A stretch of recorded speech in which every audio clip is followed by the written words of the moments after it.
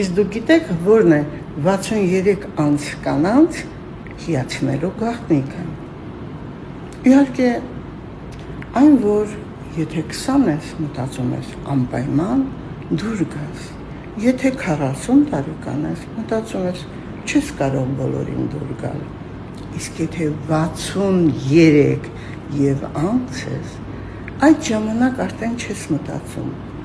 ինչ հագուստ հագնես, ինչպիսի մեյքափ անես որևիցե մեկին դուր գալու համար, որովհետև նախ եւ առաջ դու դուր ես գալիս ինքդ քեզ։ Ուշադրություն չես դարձնում, թե ինչ են գրել, ինչ են ասում, եւ ամեն մի նման խոսքերին դու ժպիտով ես վերաբերվում, սիրելիներս։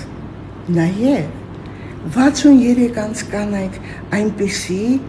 անցած ճանապարհ ունեն, որ երբեք ոչ մեկի չեք նեղացնում, նույնիսկ անգամ ամենակոպիտ խոսքը իրենք ասում են շատ քնքուշ, այսինքն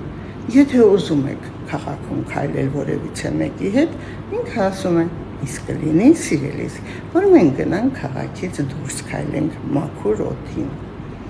Իհարկե, ոչ ոք դրանից չի նեղանում, ասած խոսքերից։ Սիրելիներս, բացի դա, եթե հրավիրել են քեզ սուրճ խմելու սովորական կաֆե կամ ոչ ռեստորան, ապա չես նեղում, որովհետև ամենալավ սուրճը ոչ թե տալիս են այդտեղ, այլ պատրաստում ես ինքդ քո ձեռքով։ Սիրելի իմ կանայք, 63 անց կանայք հպարտանում են իրենց անցած ճանապարհով, իրենց գեղեցիկ եւ անակնկալ պահերով, որովհետև իրենք գիտեն, որ ամենալավ եւ ամենահամեղ սուրճը պատրաստում է ինքը իր տանը։ Եվ բացի այդ, ինքը ոչ մեկի առաջ պատասխանատու չէ, ապրում է այնպես ինչպես ուզում է,